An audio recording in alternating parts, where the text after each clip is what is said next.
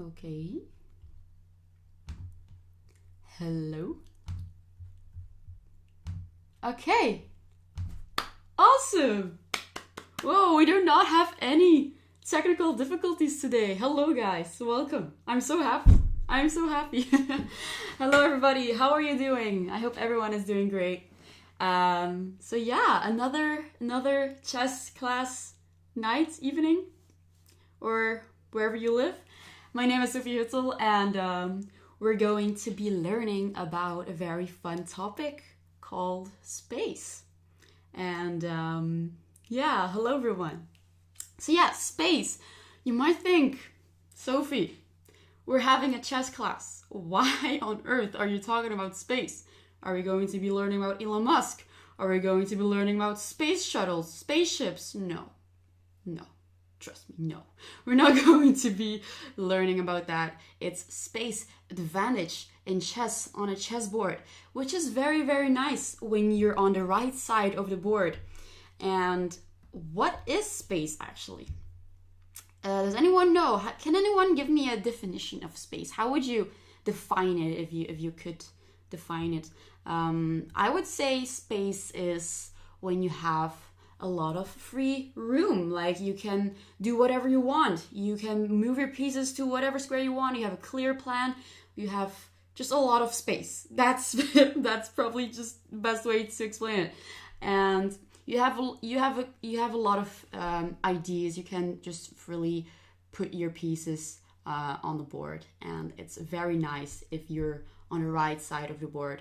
If you're on the other side of the board, if you have space deprivation, let's say, that's a very intellectual word, but let's say you have a lack of space, it's not really fun to play on like this. There's just nothing you can do. You're just in a cramped position. You don't know where to put your pieces. You don't have a plan. You're just like, all right, I'll just wait here. It's just gonna be a slow death, and it's just not really fun. But today I will be showing you the side of the board with space advantage, not space, not lack of space. So it's gonna be great. I have some very nice games prepared. I have 2 games actually, and we're actually going to start off with a simple example. So this is not a game yet, as you can see on the screen now. This is an example, and then we're going to be looking at a game or 2. It depends on the time, but I'll try to do 2 games because I have one very clear example of a game which really shows what space advantage actually is. And it's a really nice example. And the other game is played between Magnus Carlsen and Nakamura Hikaru in Lindori's what was the name? Lindori Chess Abbey tournament this year. So we'll be looking at those 2 if the time allows me to. So yeah, buckle up, ladies and gents. It's gonna be it's gonna be a long ride. It's gonna be a lot of fun, and yeah, you'll be learning some stuff about chess, actually space, like I just explained. All right. Ooh, sorry, I did not mean to click on this. All right, so let's start off with the first example. So here you can look at the position. You already see that white has a lot of space. I mean, just based on the pawns, if you just look at the pawns, they're just really nicely shaped. They're really pushed forward entirely. All the pawns are pushed forward. And as for the black position, the knight is just not good. Oh, I wanted to highlight it with red. The knight on f8 doesn't really have many squares to go to. Like the knight can go to d7 maybe, but that's about it. That's the only square the black knight can go to right now. So, and the black rook is basically stuck with protecting the b7 square, because white is attacking this one, and black of course has to protect it because we do not want to lose this pawn. And now for the white knights, it's on the edge of the board, but that's not a problem because we can maneuver the knight to a better square. So my question for you is, what should we do here with white? How can we fully make use of all of our pieces, incorporate the knight, and attack the b7 pawn maybe, because that's the only pawn you can attack right now, because all of the other pawns are protected by one another, and b7 is the only pawn you can actually attack. So how do we manage to do that? Does anyone have an idea, a suggestion? It might take more than one move, of course. So yeah, I think one move is not enough. So you're gonna have to give me a set of moves, and we're gonna look at that.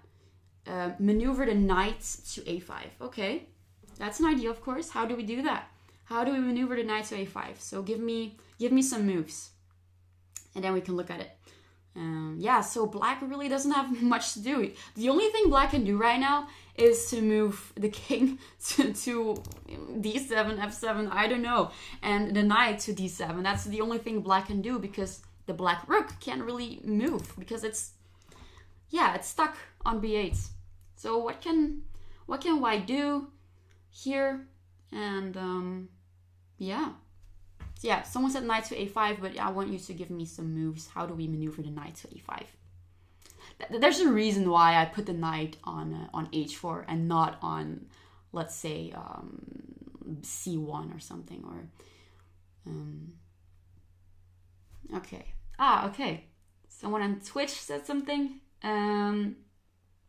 Yeah, move the knight to the other side to attack the b7 pawn. Exactly. Knight f3, knight d2. Knight b3, exactly. Yeah, that's a very good one. Yeah, very good. Exactly. Yes, very good. Very good. Okay, so knight f3. Well, black has to move either the king or the knight. Black decides to move the king. And white goes knight d2, with, of course, the idea to maneuver the knight to the other side of the board, because it's not doing anything on h4. It's not attacking anything. The white knight needs to be incorporated in the game. So knight d2, and now the black king goes to c8. He already knows something is about to happen. White is going to want to take on b7, so black is already prepared, defending the pawn twice, but it's not going to be enough. So white now goes knight b3, with the idea, of course, to go to a5, as you guys said, and now black goes knight d7, because that's the only square the black knight can move to.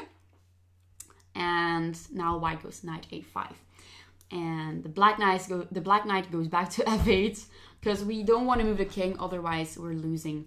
If we move the king, we're losing this pawn. So we need to protect this guy, right? So we don't move the king, we move the knight to f8. That's the only square to move to. Well, he can also take some pawns, but then you just lose your knight.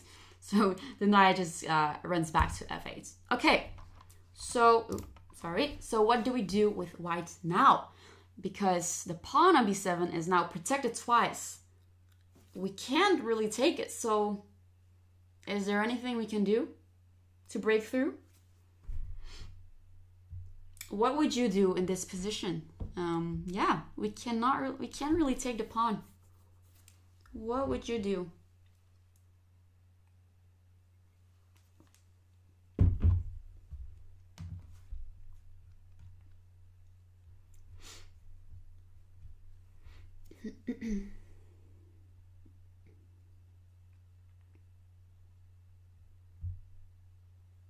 What would you do? Or do you just don't care and just take the pawn on b7? Who knows?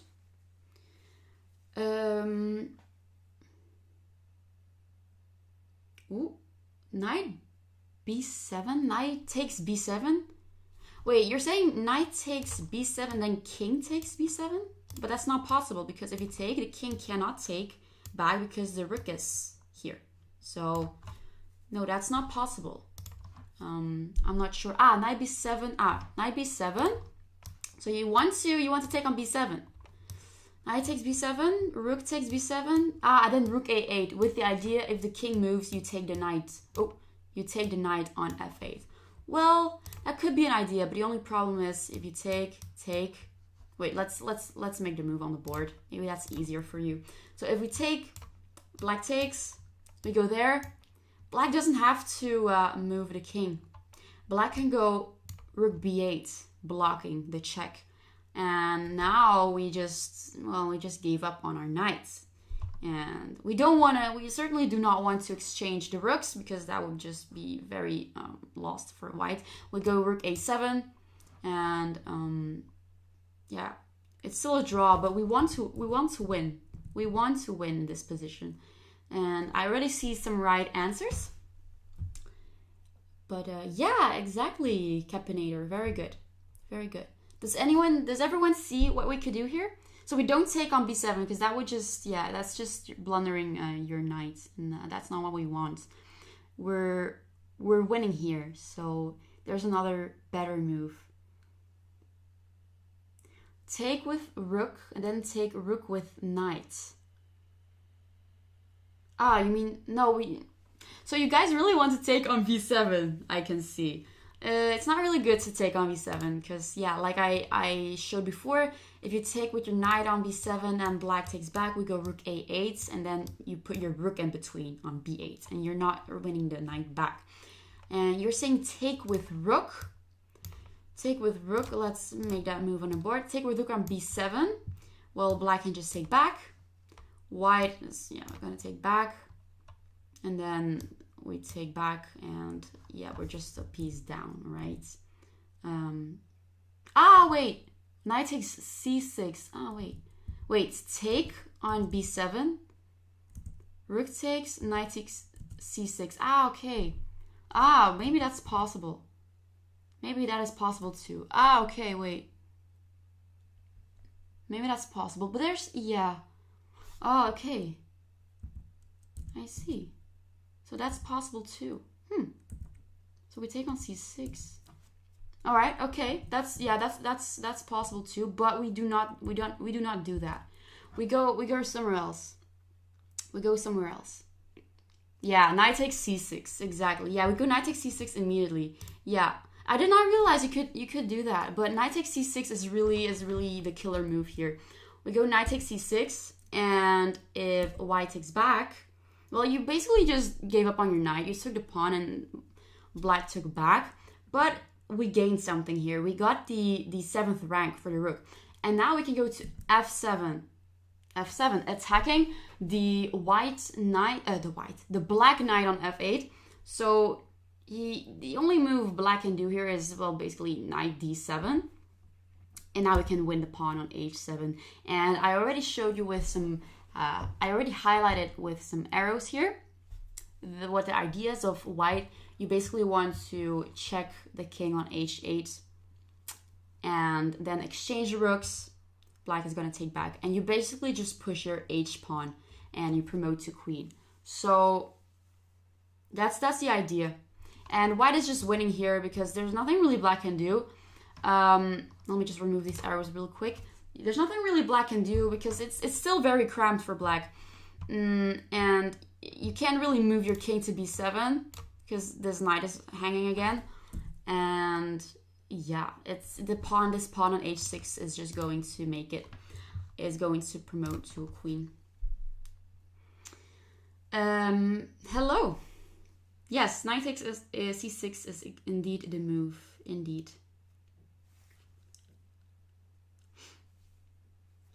No, this is not tactics. No, the general topic of today is space advantage. So yeah. So as you can see here, the white pawns are just really strong. b6, c5 here, they're just really strong, and black is just in a very cramped position. And like I said, the knight can only go to d7, so that's the only square the knight can go to. But yeah, choked exactly. So yeah, that's a very nice example, the first example of space advantage.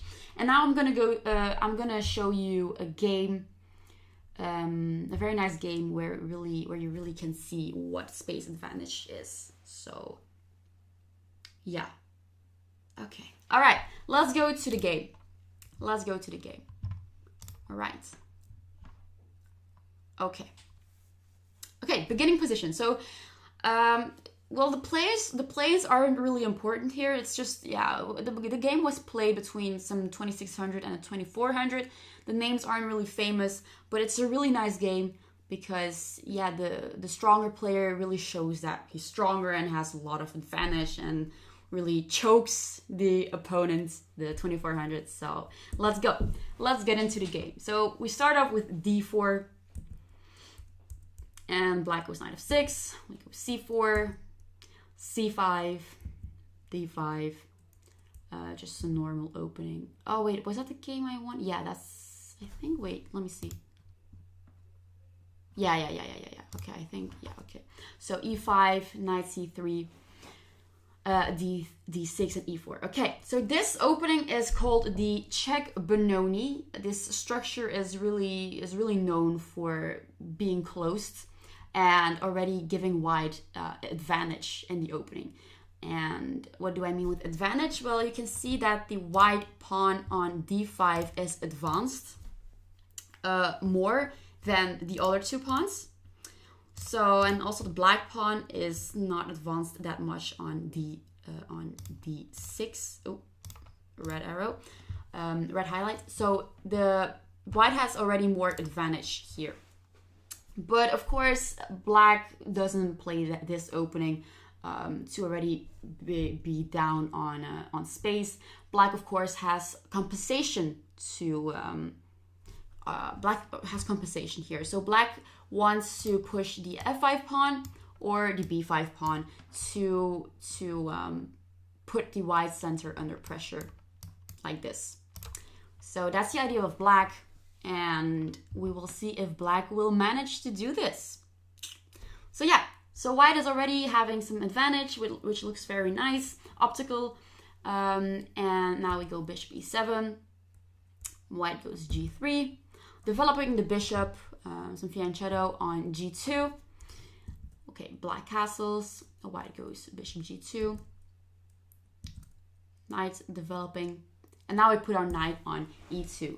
So yeah, it's typical to put your knight on e2 and not on f3 because what white wants to do is to push the f4 pawn to gain even more advantage and maybe even b4 pawn at some point.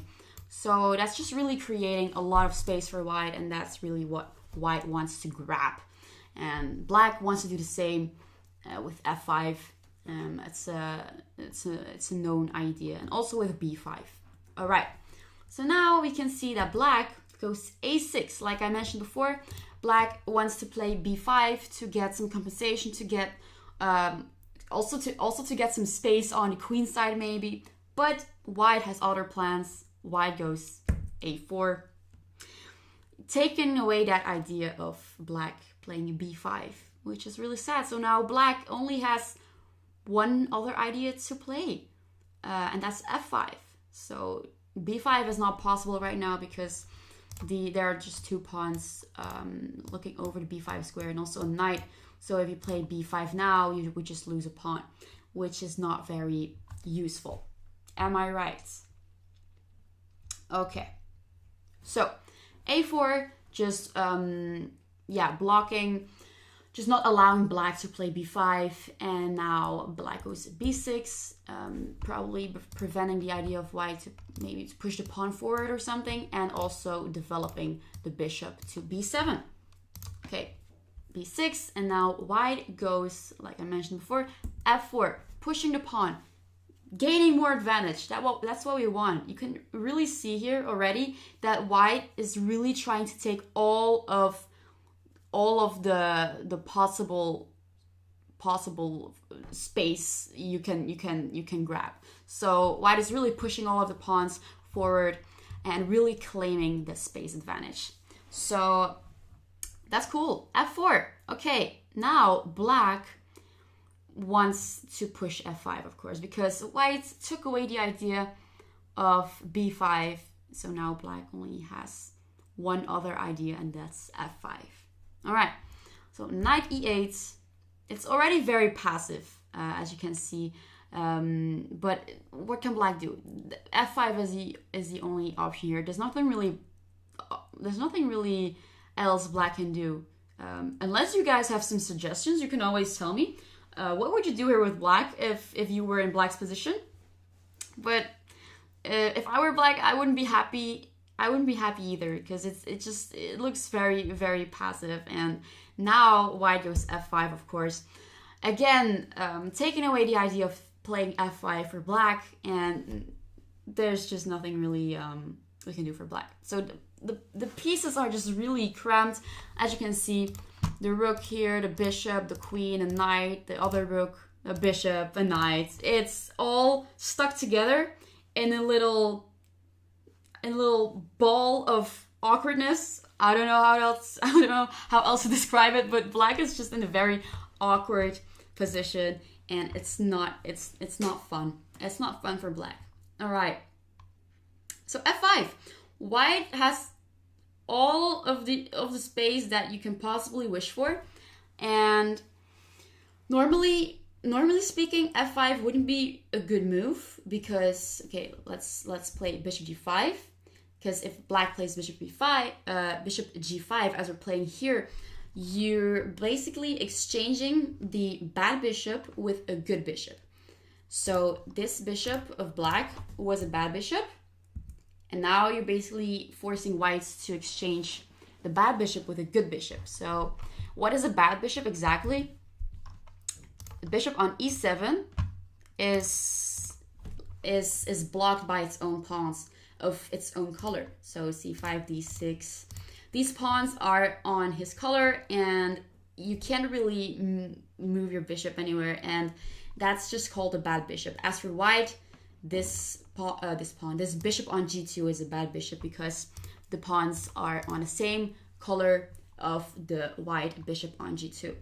So that's why black goes bishop g5, wanting to exchange the bishops, but it doesn't really matter for white, because white still has a very nice positions. All of the pawns are pushed forward. But white has a lot of advantage, and it doesn't really care about exchanging bishops.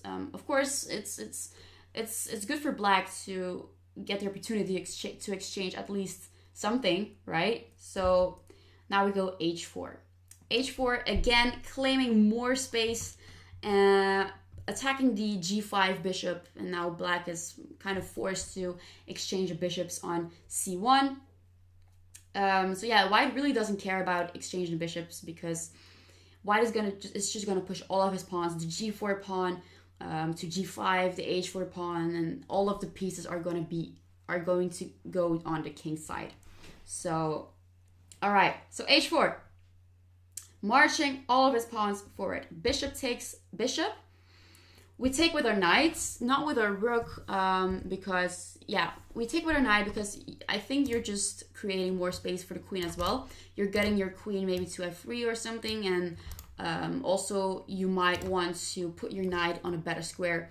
Because on e2, for now, it's not really doing much, but if you can get your knights to a better square, maybe via d3 or something, to find a better square for your knights and a better square for your queen as well, that'd be awesome. Shouldn't we castle first to put the rook on the file? You mean here castle? I don't think castling here is necessary, because black can't really attack the white pieces, right? The white king, at least, because everything is just really stuck. Just look at the position. The white pawns are here. The black pawns are blocked. The queen can't really check or anything. All of the black pieces are just pushed back. So it's not really scary for white. So I don't think you have to castle right away. You have a nice rook on the h file. You can just push all of your pawns. You can even put your king in the earlier position. What do you mean in the earlier position? Which move? But I think this is looking very good for white. If you castle, you have your rook on the f file. Maybe that's what you want. You want to put your rook on the f file. Well, we're gonna get the other rook in the game as well. We'll be seeing that a few moves later. So don't worry. We still have another rook. Okay. So now black goes f6. blocking everything. Black really doesn't have anything to do. Look at this knight on e8, by the way. He can only go to c7, and also this knight can only go to b8. What a shitty position. Am I right? Okay.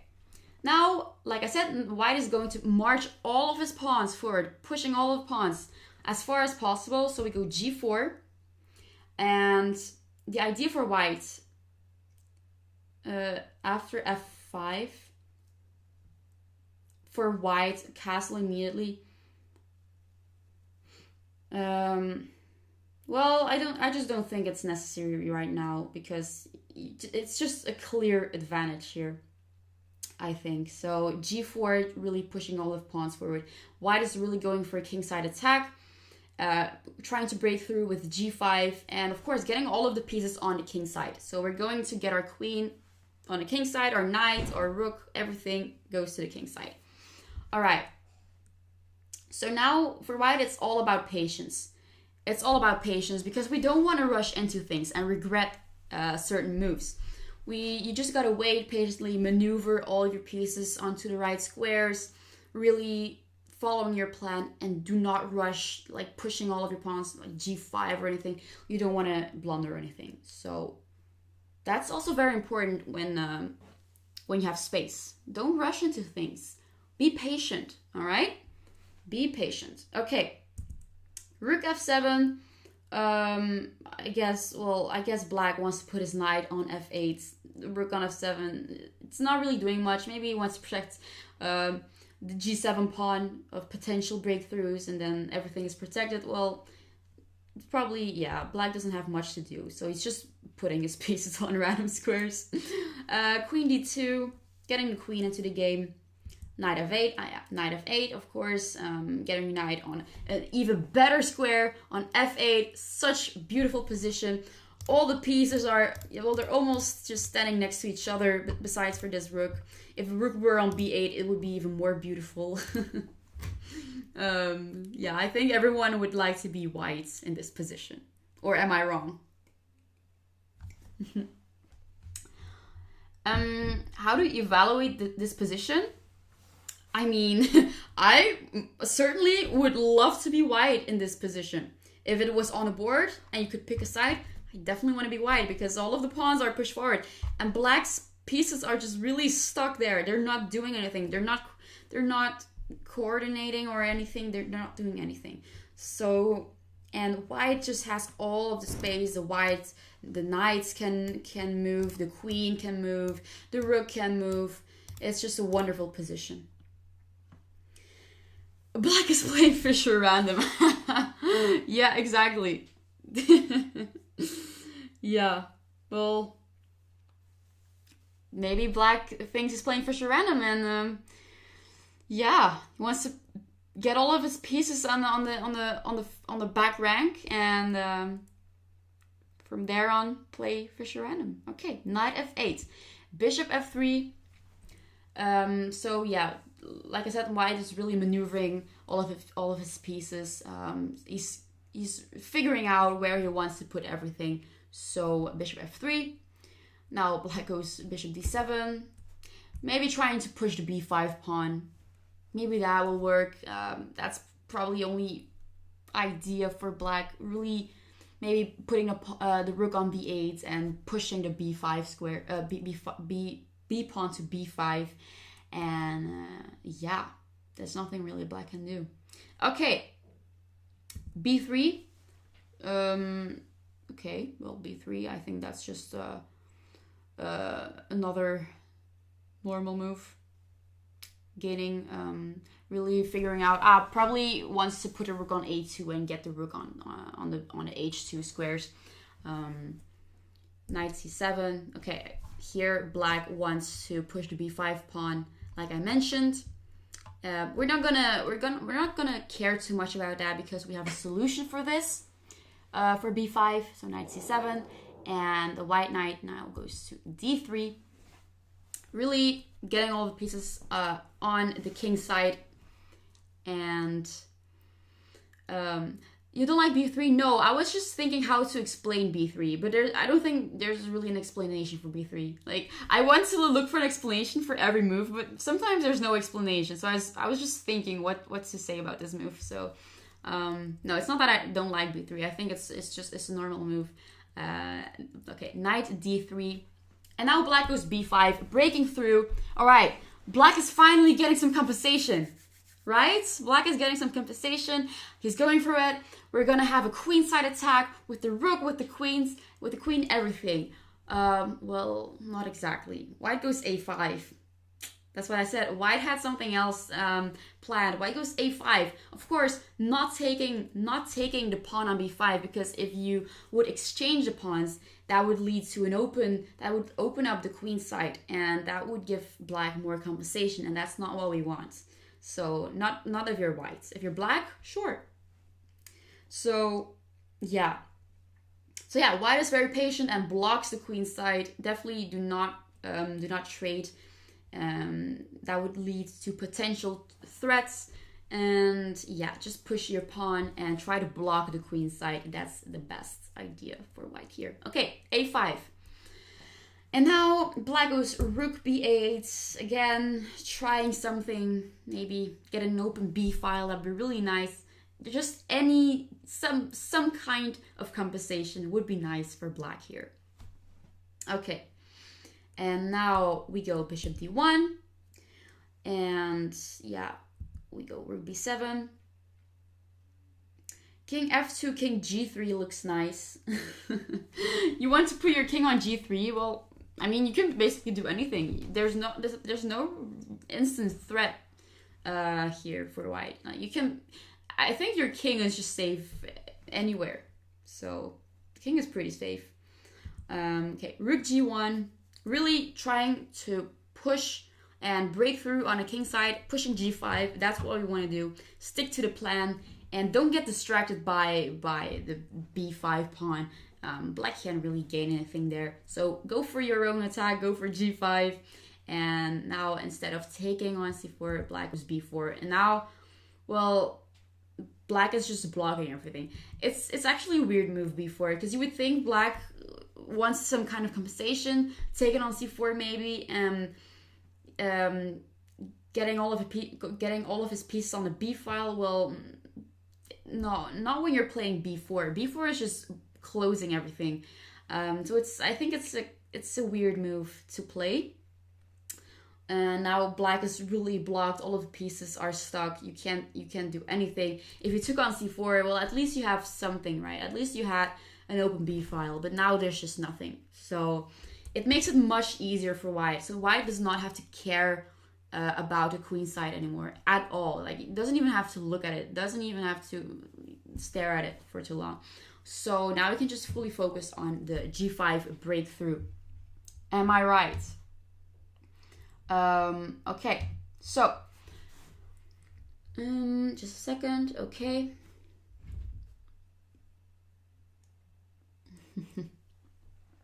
Okay, before. Now, well, the knight is attacked. We have to move the knight, of course, because otherwise we will be losing our knight. Knight e2, getting a knight, of course, to the king side. We do not want to put our knight on a2 or a b1. No, that's not what I want. We want to get all of our pieces to the king side and attack there with the g5 breakthrough.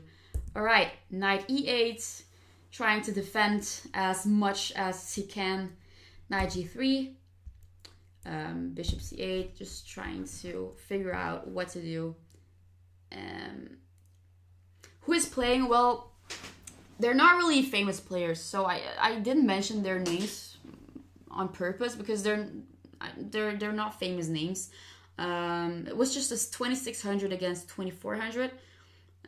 Yeah, but I think it's a really nice game because, as you can see here, it's just a clear advantage for white. All of the pawns are pushed forwards, and white has so much space. So yeah, all right. Why is white delaying g5? Well, I think he just really wants to make sure all of his pieces are in the game. like I said, you don't want to rush into things, and it's all about patience when you have space. It's really about patience, because if you now push g5 immediately, I think, yeah, I think you really need to get all of your pieces. You need to be sure that your attack is going to succeed and you don't accidentally blunder anything. And yeah, maybe g5 is too early here. I think you need to get your rook in there first and your queen as well, and then you can always play g5. So g5 is always possible, even if black plays h6, which would be weakening the king of black. So g5 is always possible here. And yeah, I think you can just wait. All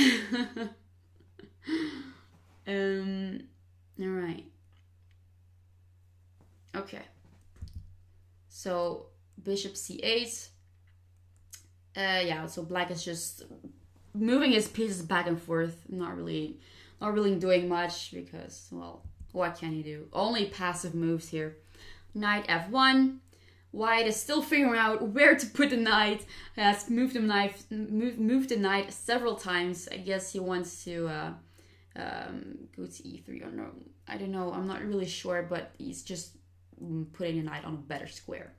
I guess White knows what he's doing. All right, g6. So g6 is not really a good move, because you're weakening your king, the black king. So it's better to just keep your pawns like this and just to wait than to make a weakening move like g6, because g6 is, yeah, it's just really weakening, and you definitely do not want to push your pawns in front of your king. All right, now after g6 we have opened up a nice square for our queen. So white goes queen h6. Black can't attack the queen immediately, so the queen is it's just safe there on h6. The queen is just chilling, having a good time on h6, having her tea. All right, so now black goes rook g7, and yeah, just blocking everything. At least that's what black thinks, trying to defend as much as he can, but it's not gonna work. We go knight e3. Yeah, we go knight e3. And slowly but securely, we're getting all of our pieces into the game. So knight e3, king h8, rook to a2 with the idea to go to g2. So you don't want your rook to just be on a1 and not doing anything. You want to put your rook on g2 and really double up the rooks and go for full attack. All right. Black goes rook g8, probably with the idea to put the other rook on g7. You know, what else can you do? Now, white finally pushes g5. For that one person who asked why white didn't push g5. Now it's a good moment, because, well, now the rook is on a2. If your rook were still on a1, you would still lose a tempo to go to a2 and then to g2. So now your rook is on a2, and you can go to g2 immediately if necessary. Yeah. These close positions are a nightmare. Yeah, I also hate close positions. That's why I don't really like playing d4 myself, because yeah, I don't want close positions, because it's hard to find a plan, right? I know what you're thinking. But yeah, here of course, here it's nice to have a close position, but with advantage, with space advantage. Here you really can do whatever you want, and your opponent can't do anything. So yeah, this is a nice example of a close position, but with space advantage. Okay, g5, pushing the pawn. All right, now is the perfect moment. Push everything, and yeah, black goes queen e7, protecting h7 or the 7th rank. Doesn't really know what black is doing, what he is doing, and now we go rook a g2. Yeah, getting those rooks on the g file. We move our queen to g7. We're getting our knight to f2 with the idea to go to g4 and perhaps attacking the f6 square, the f6 pawn. And black now takes on g5. Close positions are hard to open. Yep, but here Here it's nice. Here white can really open with g5, so that's pretty cool. All right. Okay, so black takes. White takes back with the queen, delaying the exchange of queens, and black goes queen 7, wanting to exchange the queens because, well, when you have a lack of space, you want to exchange as many pieces as possible, I suppose. So that's a good thing for black to do. Like we saw in the beginning, the bishops, black exchanged the bishops already in the opening because, well, if you exchange more pieces, you have more space for your other pieces, right? So black goes queen e7. We go knight g4, getting our knight into the game, and white allows this exchange of queens because it doesn't really matter to exchange the queens because we really have a really nice attack going on, because if black takes, which black does, you're really going for a full attack. So we take back, and we have an open H file, as you can see, which is really useful. Let me highlight it. We have a very nice H file, and also our knight is very strong. Can go to H6, and it's very nicely placed there, isn't it? All right, H takes G5. He takes the pawn on F5, and now black is in big trouble. What do we play here? What would you play here in this position? There's one very good move. So what would you play? Tell me. I'm curious. I am curious. What would you play here with white?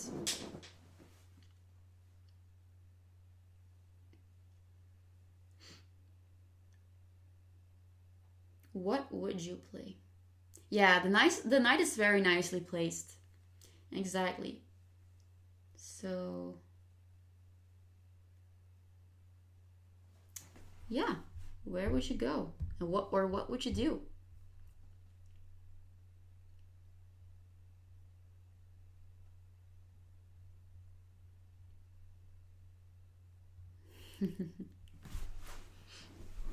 Yeah.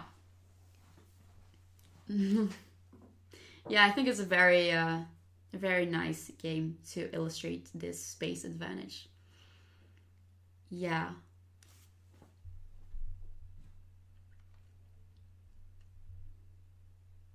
Knight to h6 is good. Very good. Knight to f6. Knight to f6 I wouldn't do. Yeah, knight to h6 is a good move. Wait, let's play knight f6. If you go to f6, you're exchanging the knights. And that's something black wants, like I said. So the person with lack of space wants to exchange as many pieces as he can. But if you're on the side of space advantage, you don't really want to exchange. So black now can just take the knights and it looks equal. So we go knight h6. That's the move. Knight h6, exclamation mark, attacking the rook on g8, and black is in serious trouble. In serious trouble. So now in the game they went f4, but what if black went rook g7? What do we do here with white? With white. So in the game they went f4. So why wouldn't you play rook g7? It's still pretty much lost for black because it's very crushing. It looks very strong for white. The knight is on h6. There's a very strong pawn on g5. Rooks are doubled up on the g file. What do we do after rook g7? And why?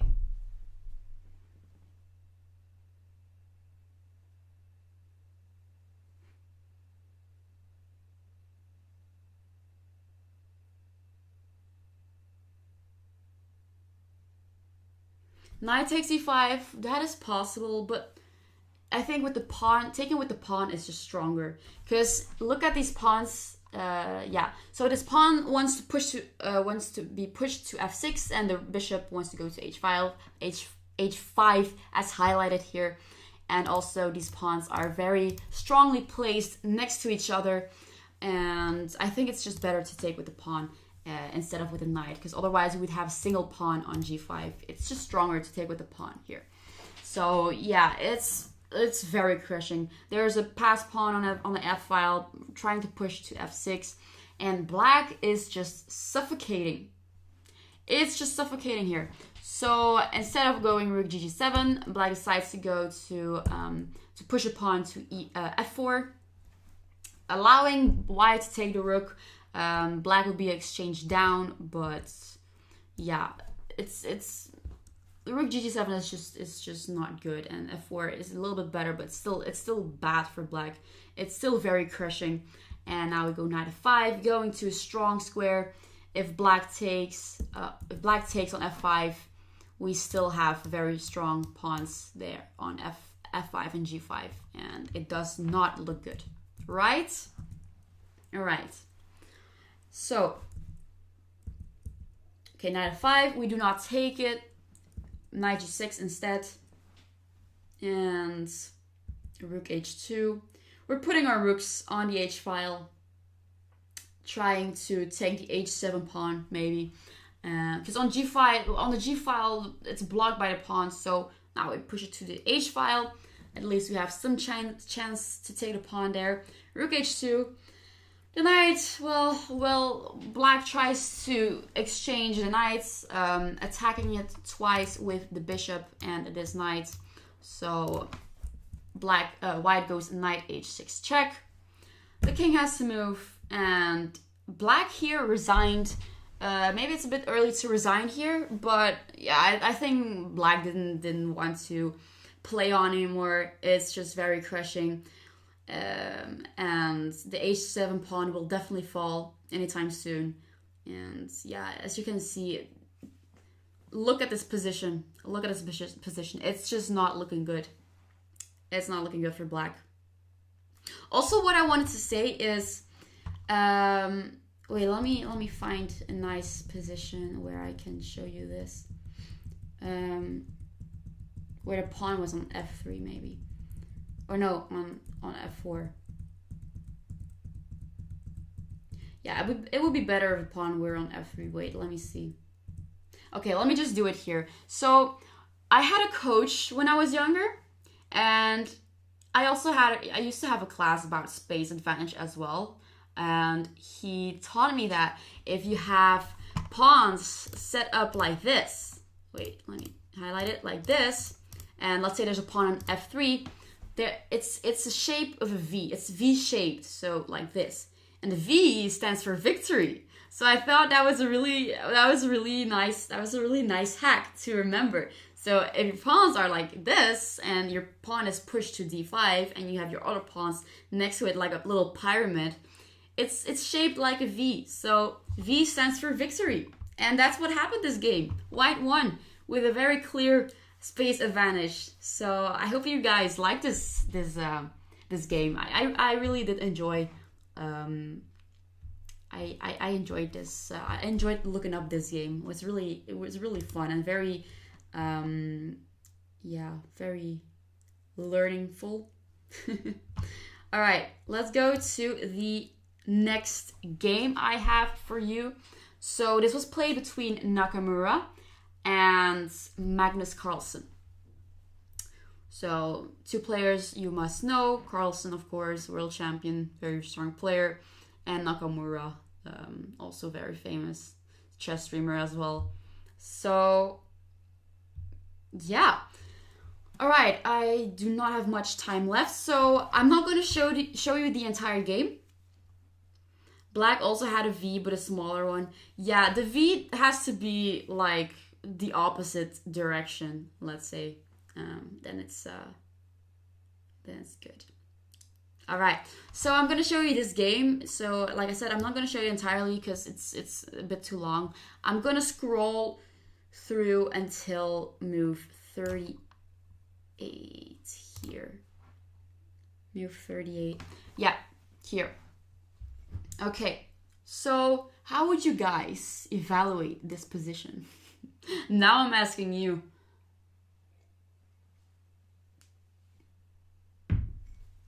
suspicious about the V. Yeah, but I thought it was really nice that my coach taught me that this V shape, and I thought it was really funny. Of course, it's not always like this, but I mean, sometimes, like in previous position, the V stood for victory. White won. So yeah, better for white. Yeah, why? Why is it better for white? Why is it better? Again, look at the pawn structure. Why is it better for whites?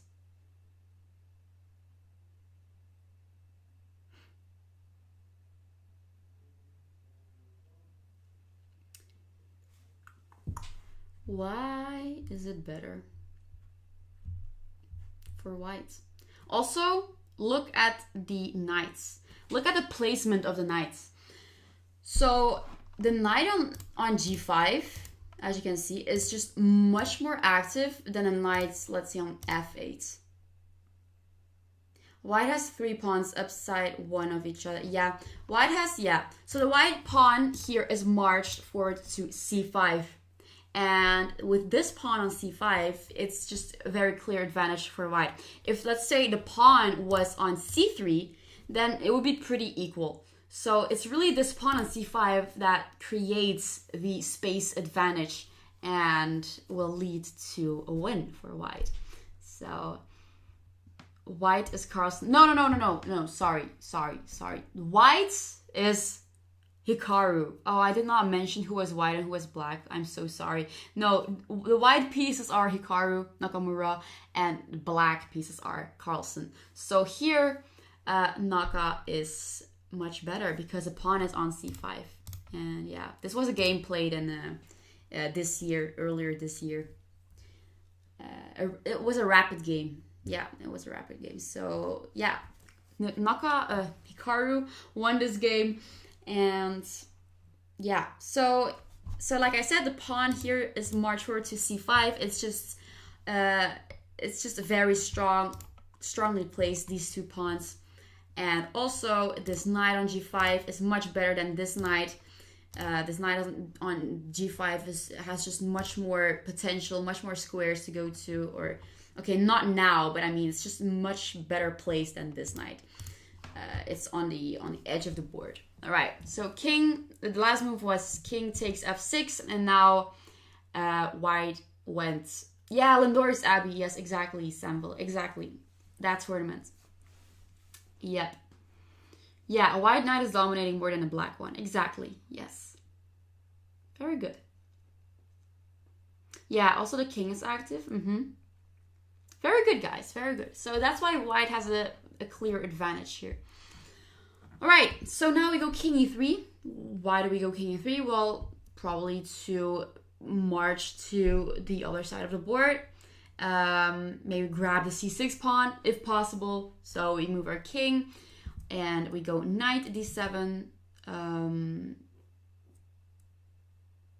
Okay. So we go knight d7. Trying to get the knight into the game because knight is not really well placed on f8. So knight on d7 is not doing much either because he still can't really go anywhere. He can only go to b8 and f8 again. So, well, at least the knight is not on the edge of the board anymore. All right. Okay. Ooh, so I forgot there were so many arrows here. So now white goes knight f3.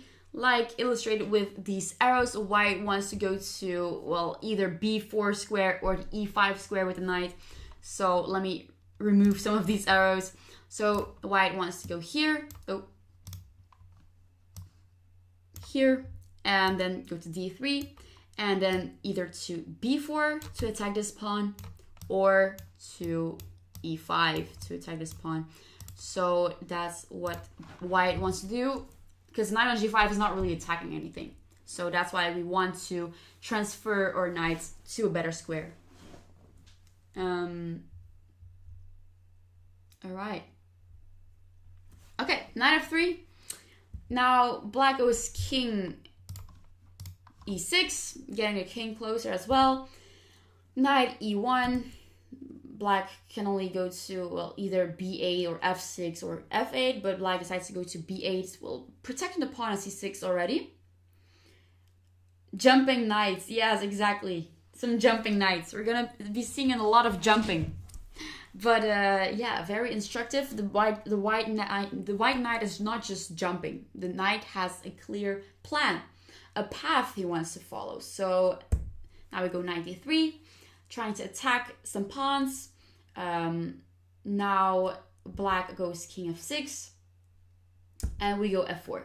So what white is doing, white is closing the position and is not giving black any counterplay with, let's say, for example, maybe black wants to push g5. So now we go f4, not giving any counterplay because now g5 is not possible as we can just take it. And we fully take advantage of this space advantage. So we have a lot of free space. Our king can march to here, and it's just much better for white. It looks like a draw, yes, but it's not a draw. It's not drawish. No, it looks like a draw, but white really has a plan, and you're gonna see what white is gonna do. I keep on saying white. What Hikaru is going to do. Gotta respect the players, shouldn't I? What Hikaru is gonna do. So f4. Now black goes knight e7. Well, can only move the knight or the king, so he goes knight e7. We go knight e5. Now we go knight f8 with black. Wait, there are some other variations I wanted to show. Okay. So after knight takes e5, that is not good because, okay, black tries to exchange the knights, but it's not good because white can just take back. And after black moves his king, we get our king to f4. And now we're getting our king to the g5 square. And that's just losing for black because king e7, we go king g5, king f7, and now we have king h6. And now black is in zugzwang. So what is zugzwang? Well, black has to make a move, and black really doesn't want to make a move. That's what I want to say. Black doesn't want to make a move in his position, but he has to. That's what zugzwang is. So he would like to just chill on f7 with the king and not move. Because now if he moves the king, well, this pawn is hanging. So preferably black just keeps the king on f7 and not do anything and accept a draw. But that's not how chess works. That's not how chess works, because black has to make a move. So this is called zugzwang, and that's why we do not take the knights on e5. Because that would just lead to immediate loss, and we want to fight on a bit, right? Okay. And now we go knight f8. Carlsen is black. Carlsen is giving up a pawn on c6, as you can see, so white can just simply take the pawn. But yeah, there was no hope anyway, because yeah, maybe knight f5. Yeah, knight f5 wasn't the best decision anyway, but of course it was a rapid and they were probably in time trouble. Better move was king e6, but there's still a lot of advantage for white, and white can still march the king to the queen side. As you can see, there's a lot of space there. Black cannot push g5, and why not queen g7 instead of e6? Sorry, wait, after knight e5, I suppose.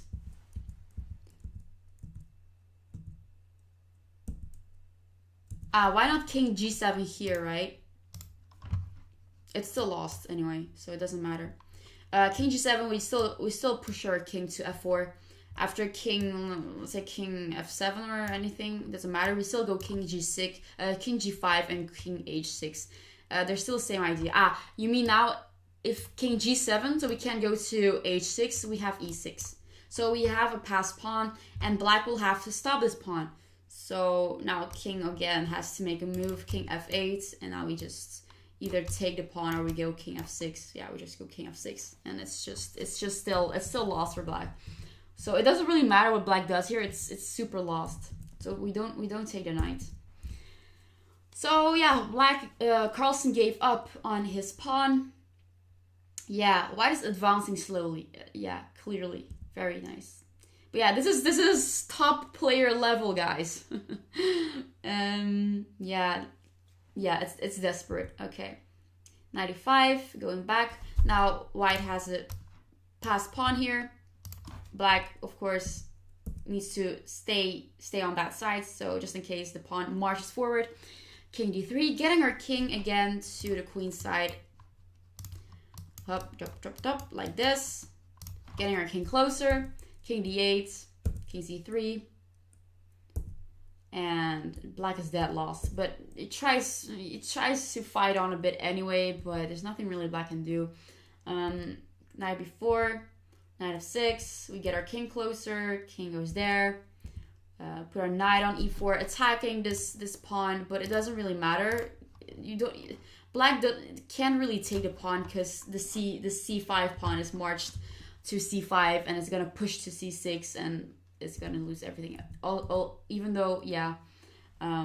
Also, yeah, the d5 pawn is hanging. Black can take there, of course, but the two connected pawns on c5 and d4 are just too strong and too overpowered, and that's just very desperate for black.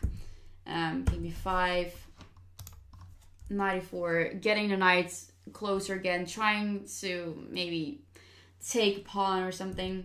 c6, king c8, getting our king closer, and it's just game over. White is taking all the pawns, and yeah, it's just game over for black here.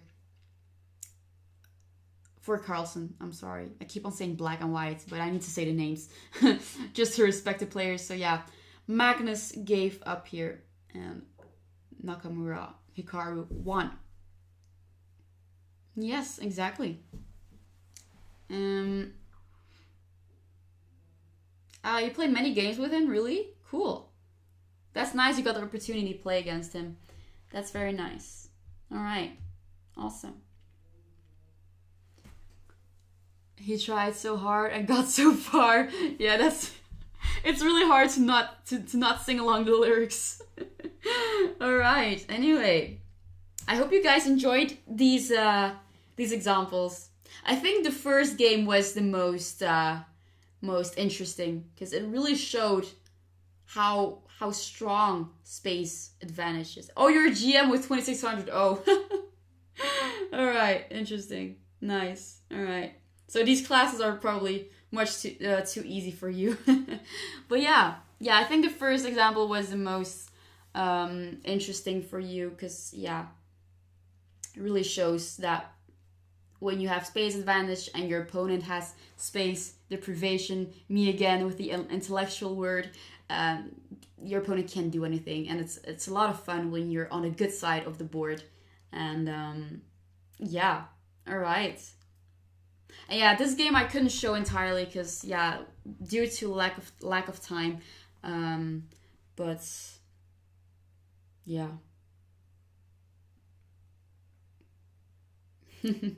Okay, anyway, thank you all for joining today's class, and I will see you again next week, I suppose. So on Wednesday, and have a good one.